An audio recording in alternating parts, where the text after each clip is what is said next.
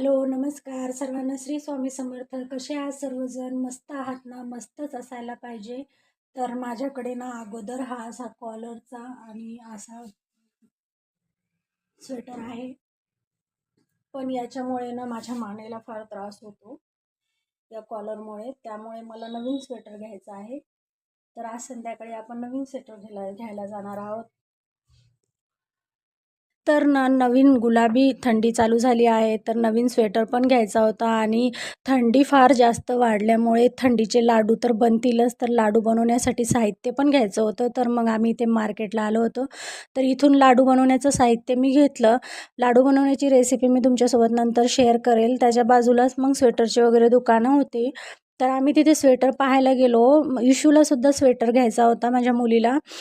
तिचा पण स्वेटर फार खराब झाला होता आणि माझा स्वेटर तर मी तुम्हाला दाखवलाच आहे की कॉलरचा असल्यामुळे आणि फार जड असल्यामुळे मला त्याचा त्रास होत होता.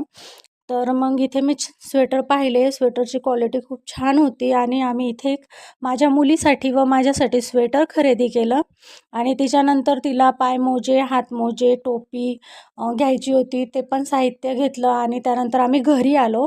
घरी आल्याच्यानंतर तिने असं स्वेटर घालून पाहिलं, तर ती स्वेटर घालून खूप खुश होती. त्यामुळे ती अशी डान्स करत होती एकदम मस्त आणि एकदम आनंदात होती. तर मी हा स्वेटर घेतला पहा. एकदम मऊ आहे आणि एकदम हलका आहे. असं अंगावर असं वाटतच नाही की आपण स्वेटर घातलं आहे म्हणून. त्याच्यानंतर मी चिकनची भाजी केली आणि भात केला. घरी आल्याच्यानंतर लगेचच स्वयंपाकाला लागले होते. त्याच्यानंतर ज्वारीच्या भाकरी टाकल्यात आणि पहा असं आमचं जेवण होतं. मग माझी मुलगी चिकनची भाजी खात नाही, तर तिला अंडा भुर्जी करून दिली होती. ती तेच खात होती आणि येताना तसंच फ्रेश असा भाजीपाला पण घेऊन आले होते.